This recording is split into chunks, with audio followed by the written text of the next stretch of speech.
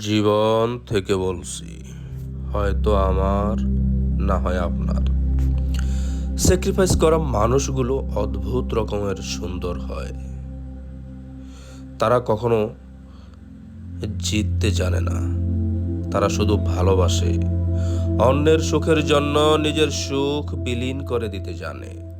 তারা নিজের শখের চেয়ে অন্যের শখের কথা বেশি চিন্তা করে। তারা স্যাক্রিফাইস করেও নীরব থাকে।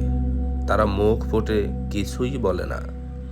দিন শেষে তাদের স্বপ্নগুলো হারিয়ে যায় অন্যের স্বপ্নের মাঝে। আমার প্রয়োজন নেই, তাকে দাও।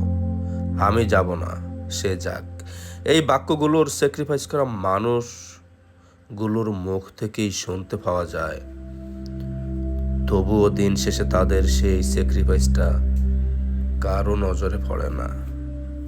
তাদের নীরবতায় জমা হয় তাদের মানুষের নীরবতা, অবহেলা।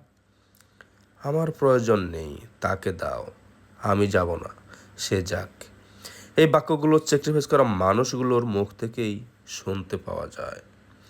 তবুও দিন শেষে তাদের সেই স্যাক্রিফাইসটা কারো নজরে পড়ে না। তাদের নীরবতায় জমা হয় কাছের মানুষের নিদারুণ অবহেলা।